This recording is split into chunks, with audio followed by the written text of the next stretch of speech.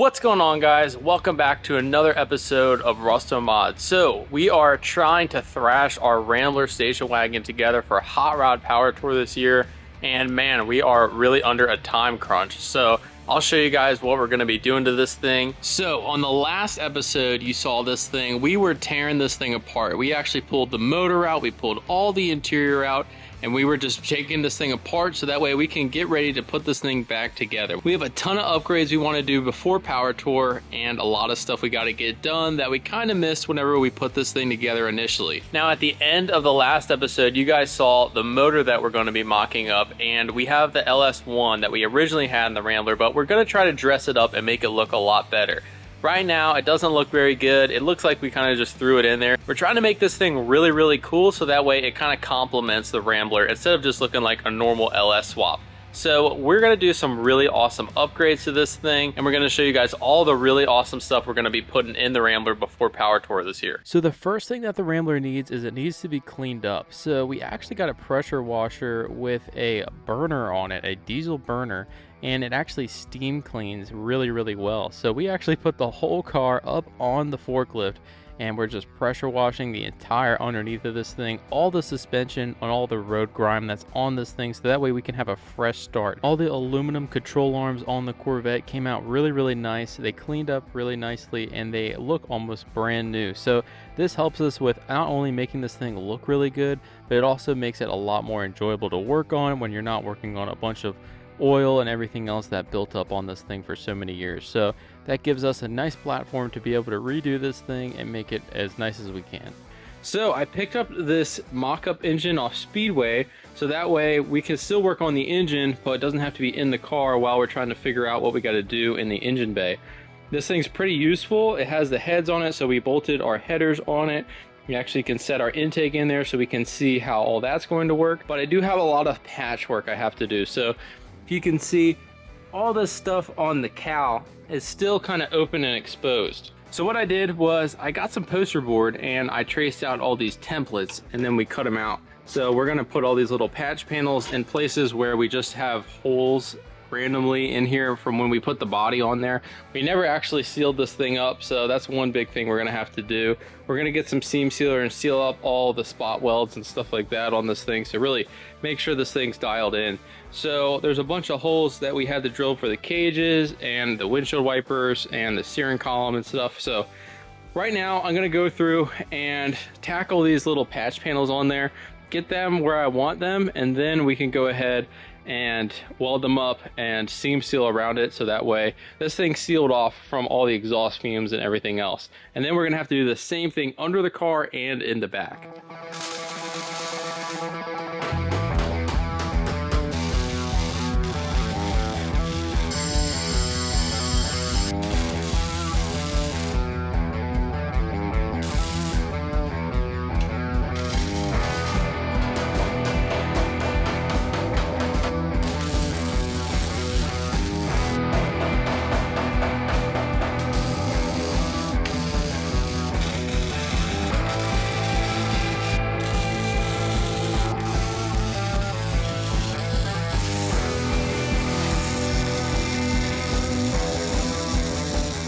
Well, we got the whole firewall pretty much tacked up, so now we can go ahead and clean it up.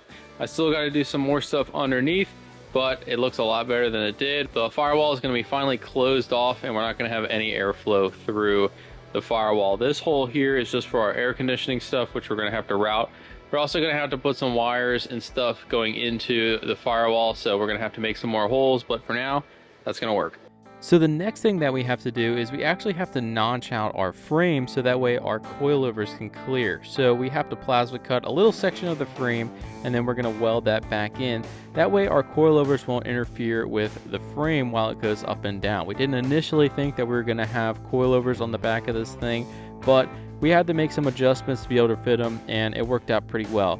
Now you guys do remember that I had some issues with the car sitting really low, so I'll show you guys what we came up with to make sure that we can adjust the ride height of this thing but still have all the functions of the coilover shock. You can see we actually ended up making some different brackets because the coilover was sitting really low, so we ended up making these, and these brackets will actually allow us to be able to adjust the height up. And so you can see we have a bunch of different mounting holes to kind of dial in where we want it to sit. Right now it's all the way up, and it finally sits up kind of a little bit too high, but right where we want to drive this thing if we're going on road trips and stuff for power tour. So those brackets allow us to adjust that a little bit more. Same thing here on the front, but we've actually made a spacer bracket on the top of the front coilovers, so that way we can do the same thing and try to adjust the height up a little bit.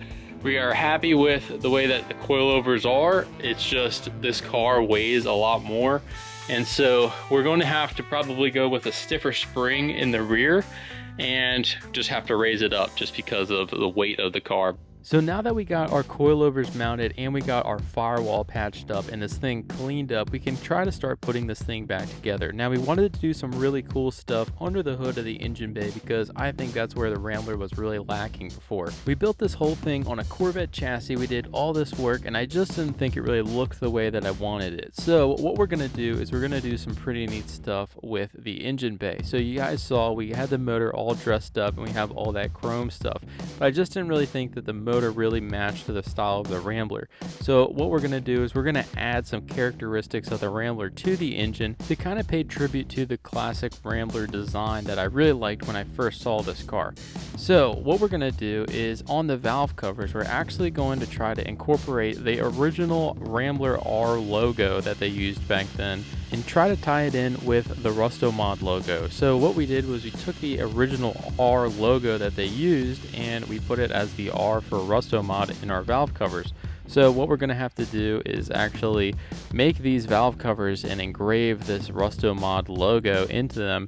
But we want people to understand that the R in the logo is actually the R for the Rambler. So we want to backfill that R and all the Rustomod stuff in the red that they typically use in the logo that appears on the car a bunch of times. But the problem is our valve covers that we got actually interfere with our accessories. So we're unfortunately going to have to chop a section of it out so that way we can run our alternator, and the same thing with our AC compressor. That's why I kind of wanted to fit all this stuff up beforehand so that way we make sure it all fits. So what we started to do was we actually started to notch out where the accessories were going to interfere with the valve cover. So unfortunately we had to take our nice new valve covers and slice them in half, and then we're going to have to weld a plate in there so that way they still act as valve covers and don't interfere with any of the accessories that are going to be on the engine. Then we went ahead and we welded that section in so that way it's capped off, and we had to build up some material so that way we could do our engraving for the Rustomod logo on the top of it. Once we were happy with the way that they looked, we went ahead and threw them in the machine and we started engraving the Rustomod logo into the valve covers and try to flatten out that weld that we had built up on the outside of it so that way we can have a nice surface to do our engraving. Now unfortunately, since this thing is cast aluminum, it was a little bit difficult to get the weld looking really good, and we couldn't really tell whenever we had built that up. So when we milled the whole thing down, there was some divots in the weld that we didn't really see whenever we were initially getting ready to do this. So we're going to have to fill that in whenever we get ready to paint this thing. But overall it turned out really good, and I think you won't even really notice it once we get this thing painted and backfilled. So this is what the Rambler valve covers turned out, and I think they turned out really cool. So you can see we did have to notch out for the alternator like I said, and this one we actually had to cut it flush and then weld a plate in there, but it turned out really good and I'm really happy with the way that this came out. I thought it was a really cool idea to incorporate the original Rambler R logo. I think that's a really neat detail that kind of ties in the Rambler with the motor swap and everything like that, to try to pay homage to the original car. Since this thing is kind of a unique car and all the stuff that we've done to it, it's nice to tie in the Rambler with the modifications that we did with this thing. So that's going to turn out pretty cool. So you can see all the little divots that we had issues with the cast aluminum when we went to weld this. Now we needed this surface to be big enough so that way we could have that R circle around it and have the entire logo on there. Now I think we're going to be able to backfill this pretty well. It's already pretty smooth and you're not going to be able to really tell once we paint this thing and backfill this with the red. I think it's going to turn out really cool. You guys will have to stay tuned to see how this thing turns out. Making this thing look cool isn't going to get us on the road. So So we got to get back to work on our fuel system that we're going to do in the back of the Rambler that I have a lot of changes for. So let's get to working on that. I'll show you guys what we're going to do. So if you guys remember, I went with the Rhodes Racing fuel cell, the same fuel cell that we went with in our all-wheel drive C10. I was really happy with that one, so I got another one for this car. This will mount in the very back of the car. I'll show you guys how we're going to put this thing in, but it actually didn't really fit very well. It's kind of a similar shape to the back, but we had to knock off the bottom corner there.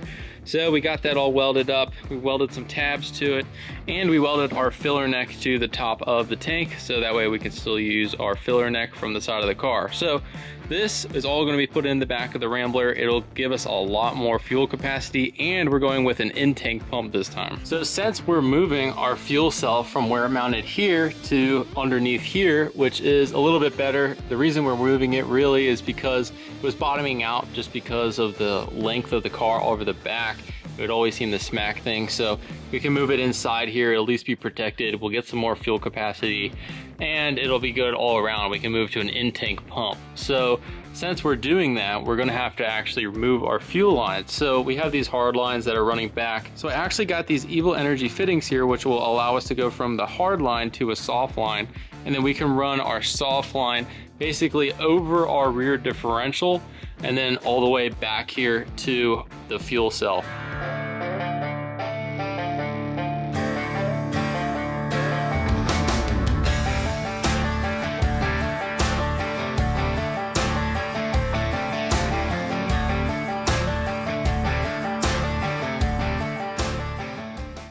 All right, well, I got my fuel lines done. So this is kind of how I routed it. So I got the hard line to soft line fittings on there. So that basically routes my line up and over this bar here. Now we were having some issues where the suspension was contacting it on the old line. So I moved them to come out here, and then basically that'll just go straight back and then over to where we're gonna have our fuel cell in here. I got some bulkhead fittings to go through that sheet metal there into where the gas tank is going to be. So I'm going to just put the tank in there, and then I got to figure out where all that's going to go. So I bought one of these like Ford Focus capless fuel caps on eBay, and I figured that would be kind of cool, so that way we don't have to have a gas cap. Even though I'm still going to have the original Rambler cap over top, this will block the fuel from coming out, but that means we're going to need a vent line. So what is cool about that gas cap is it actually has a vent that goes from the tank all the way back into it. So we kind of routed that with a rubber line and the existing Ford filler neck to go right through here. We just drilled a hole, and then it's going to go right to where our fuel cell is going to sit. So we want to put our fuel cell kind of right in the middle of the car, so that way the weight is not off to one side or the other. And we're going to line this right up in the middle. So you can see we have some tabs down here at the bottom. We can just bolt that straight to the floor. And then over here, that's where I wanted to route our fuel lines. So we can do soft lines coming up. And then our sending unit is gonna go in here with the fuel pump and everything like that. So then I'll route these lines down to the floor to the bulkhead.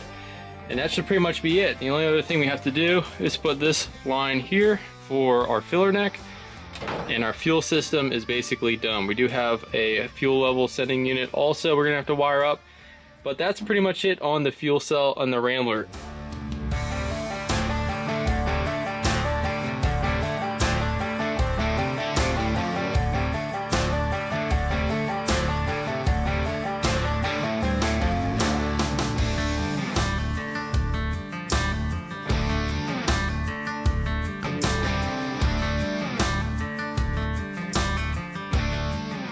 All right, so I got the rear end pretty much figured out with the fuel line. So it comes together right here, and then I'll turn it to go right into our bulkhead fittings right here.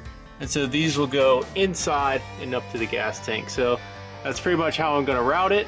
So now I'll show you guys what it looks like in the gas tank. So this is essentially how it's going to look. So you can see our bulkhead fitting down there, where lines come in, and then they go to our feed, return, and we're gonna have our vent, which is gonna go out to the filler neck. So that's how it's gonna look. Then you can see we have our fill going into the top of the tank, so we can still use our gas tank fill from the outside the car.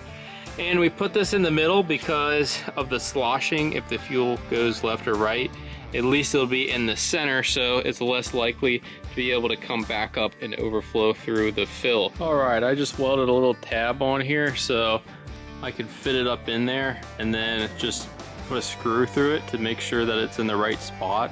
And then I can probably just cut a piece around it and then weld that to it just like I did the tab, and then bolt this thing in. So we'll put it in and then see how it fits.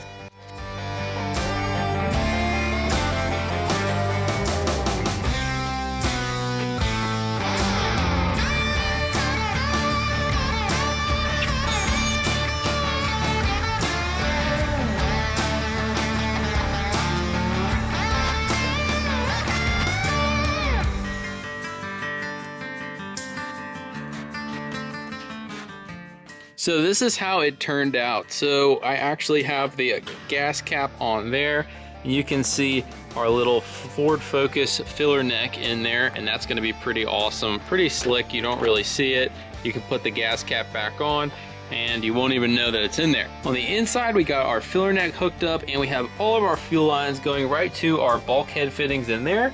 And our fuel system is pretty much done. Now we are gonna have to run the soft lines from the motor to the hard lines, but once we knock that out, our fuel system is going to be pretty much done. I'm really happy with the way all this stuff is coming out so far. The Rambler is coming along. We have a lot of stuff done, but we have a lot more stuff to go. We still have to paint the engine, and we gotta get everything put back in it. We have a whole wiring harness and dash and some really neat gauges that I think you guys are really gonna like, that just like the valve covers are really gonna set the Rambler apart. I think it's gonna turn out really cool. So make sure you guys stay tuned for the next few episodes that we have on this car. We have a lot of work to do, and hopefully we'll see you guys on Hot Rod Power Tour this year. We can get this thing done. So make sure you like, comment, subscribe so you can stay up to date on all the episodes we have here on Rustomod, and we'll see you guys in the next one.